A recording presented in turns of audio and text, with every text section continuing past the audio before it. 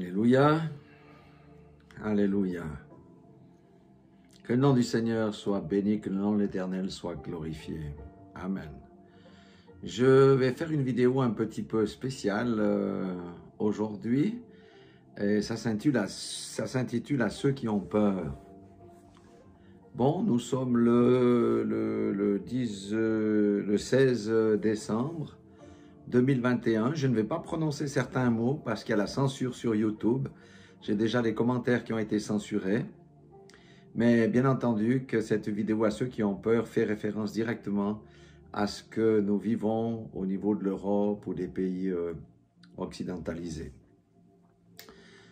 Pour bien comprendre ça, j'aimerais vous soumettre déjà, par rapport à la parole, une parole de 1 Pierre 5,8 où il est dit ceci: « Soyez sobres, veillez. » Amen. « Votre adversaire, le diable, rôde comme un lion rugissant. » Un lion rugissant, c'est quelque chose qui fait du bruit, n'est-ce pas? Si vous avez été en Afrique et vous entendez un rugissement de lion, vous avez peur. Ça s'entend à 8 km. Alors si vous êtes à quelques centaines de mètres, lorsqu'un lion rugit de manière très forte, ça produit quelque chose sur le cœur. « Cherchant qu'il dévorera. » Mais au verset 9, il est dit « Résistez-lui avec une foi ferme, sachant que les mêmes souffrances sont imposées à vos frères dans le monde. » Tous les chrétiens aujourd'hui sont dans les mêmes souffrances. Et la pression va venir tellement forte que la souffrance va augmenter. Donc nous sommes vraiment dans les temps de la fin. Le lion aujourd'hui, il est affamé, il sait que son temps est court et il rugit. Amen. Ce que j'aimerais dire, c'est qu'aujourd'hui, nous voyons clairement les choses. Le Seigneur m'avait parlé du filet, d'un filet, il y a bien des années de ça, et c'est en train de s'accomplir sous mes yeux, sous nos yeux. Donc, il y a un grand filet qui a été jeté sur le monde. Les habitants de la terre, on va dire, ce sont les poissons. Amen. Ce filet s'appelle le filet de la grande peur. Alléluia. Vous savez que, pour ceux qui connaissent un peu la pêche, il y a les chalutiers. Les chalutiers peuvent avoir des filets qui font jusqu'à 5 km de large. Quand on jette le filet, d'abord, les poissons qui sont dans ce filet-là ne savent pas qu'ils sont dans un filet parce que 5 km, c'est vaste. Mais au fur et à mesure que le filet se rapproche, les poissons disent « Ah, mais il y a plus de poissons qu'avant. » Puis quand on resserre vraiment beaucoup, on dit « Mais on n'a plus beaucoup de place ici. » Ça commence à paniquer, ils ne peuvent plus échapper. Puis finalement, on serre tellement jusqu'à ce qu'on remonte les poissons sur le chalut. Et c'est la fin. Donc, on voit très bien que dans ce monde, le chrétien devient de moins en moins à l'aise. Quand je dis chrétien, je parle du disciple. Je ne parle pas du chrétien charnel, mondain, qui est déjà avalé dans le filet parce que il a les compromissions avec le monde. Je parle du petit reste, ceux qui font confiance à Dieu, ceux qui appartiennent véritablement au Seigneur Jésus-Christ et qui marchent en conformité avec la parole. Alléluia. Donc, à la fin, qu'est-ce qui se passe? Mais comme je dis, les poissons sont comprimés, compressés et sans pouvoir bouger. Et lorsque le filet est retiré, c'est la mort. Alléluia. Et voyez, ce filet, c'est un esprit.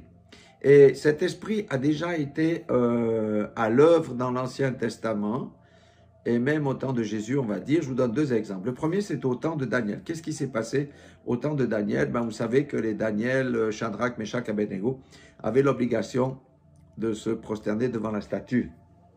Amen. Et quiconque ne se prosternait pas devant la statue était menacé d'être passé par le feu ou jeté au lion. Enfin, ce genre de choses. Donc, vous voyez, c'est là que nous allons. Nous pouvons percevoir exactement là où nous allons. En tous les cas, nous sommes sur des rapides qui nous conduisent dans la situation des Daniel, des Shadrach, des Meshach et des Abednego. Cet esprit-là était encore à l'œuvre au temps de Néron, avec l'obligation de rendre un culte à l'empereur et de participer aux fêtes païennes et toutes ces choses. Et les chrétiens n'ont pas voulu cela. Et donc, ils ont été accusés de l'incendie de Rome. Elle a commencé à les martyriser, à les jeter aux bêtes sauvages, aux lions, aux ours, etc.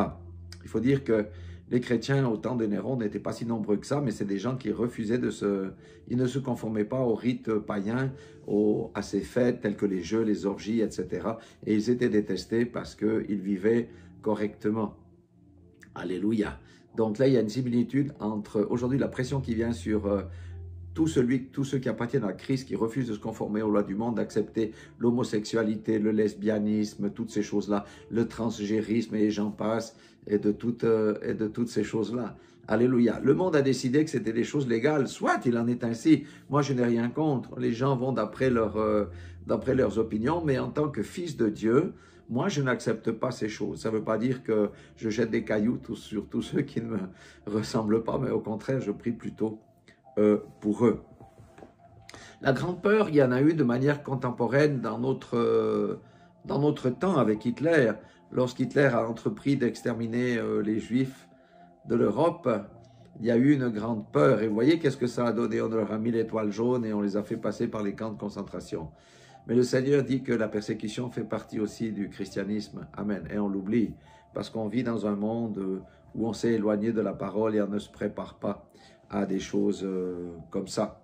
Plus proche de nous, vous voyez, en Chine, par exemple, et dans certaines régions qui sont conduites par des dictatures, on réduit les droits de l'homme en fonction de la conduite des citoyens, en fonction de leur propre conduite, puisqu'ils sont surveillés, ils sont en vidéo, s'ils font ceci, on leur enlève des points et on les soumet à des punitions. Dans nos démocraties, avec ce qui se passe aujourd'hui, je pense que nos démocraties n'ont plus que le nom de démocratie, parce que nous voyons clairement une réduction progressive de tous nos droits. Et maintenant, on dit que c'est les droits de tout le monde, mais après, ça viendra les restrictions de culte et toutes ces choses-là. Voilà, ça, c'est une situation qu'on ne peut pas, évacuer, tout simplement. Donc, il y a un filet sur le monde entier. En tout cas, l'Europe, les pays occidentalisés, le filet est très, très fort. Ça s'étendra ensuite aux autres parties du monde. Les objectifs du filet, j'en ai noté 3 qu'on doit comprendre. Le premier, c'est de préparer la venue de l'Antichrist en cassant les personnes, en préparant les choses pour le faire adopter. Alléluia. Il y a une préparation pour la venue de l'Antichrist. C'est pour ça que nous, dans le ministère, on prépare les gens, on prépare les âmes pour le retour de Christ. Amen. Deuxième des choses, c'est de corrompre et souiller les enfants de Dieu en les forçant à accepter les compromis mondains au mépris du respect de la parole de Dieu en édictant des lois. Amen. Ça, nous le voyons clairement, il n'y a pas besoin de donner des exemples. Ça, c'est là, même dans ce qu'on appelle dans nos démocraties. Alléluia. Et ça va aller de plus en plus comme ça parce que le monde, le plan du diable est de détruire tout ce qui est divin, tout l'ordre divin. Ça commence par la famille, ça commence par l'homme et toutes ces choses-là. Voilà ce que le diable fait. Donc là, on a déjà 2. Le troisième objectif, c'est détruire la foi du chrétien. On détruit la foi du chrétien en lui faisant tellement peur qu'on l'oblige à se confier en l'homme plutôt qu'en Dieu. Si je prends, ça va être des solutions de médecine au lieu des solutions de Dieu. C'est un exemple. Donc on veut détruire la foi du chrétien en mettant le doute et par la peur, etc. Et vous savez que le doute et l'incrédulité éloignent de Dieu et favorisent la domination de ceux qui font ces choses. Alléluia. Et je ne suis pas un complotiste, hein, je parle de ce que je vois, de ce que nous voyons aujourd'hui. Il y a 3 armes que le diable utilise au niveau de la peur. La première, c'est la domination. Partout où vous voyez de la pression pour mener quelqu'un en esclavage, c'est la domination. Domination, c'est le premier point. La deuxième des choses, c'est la manipulation. La manipulation par la ruse et le mensonge pour que les gens acceptent ce qu'on leur dit de faire pour qu'ils soient dominés. Et la troisième, c'est le contrôle qui permet de maintenir les gens sous la domination. Écoutez, vous qui réfléchissez, est-ce que nous ne voyons pas ces choses-là aujourd'hui devant nos yeux? Nous devons savoir qu'en tant que chrétiens, au Fils de Dieu, la peur qui mène à l'esclavage ne vient pas de Dieu. La peur qui mène à la destruction ne vient pas de Dieu. La destruction, ce n'est pas que physique, c'est la destruction de la société, de toutes ces choses. La peur qui mène à la division ne vient pas de Dieu. Et regardez, la division maintenant sont juste dans les familles avec ce que nous vivons.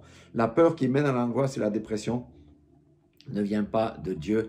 Et la peur qui mène aux restrictions ne vient pas de Dieu. On peut avoir des restrictions, mais lorsque l'objectif est clair et propre, en l'occurrence ici les objectifs, ce sont des objectifs diaboliques. Alléluia. Et lorsqu'on tient ce genre de discours, on va dire, pasteur, tu es un complotiste. Je ne suis pas un complotiste, je suis simplement réaliste. Alors, comment faire face à la situation actuelle? Comment vaincre cette peur? J'aimerais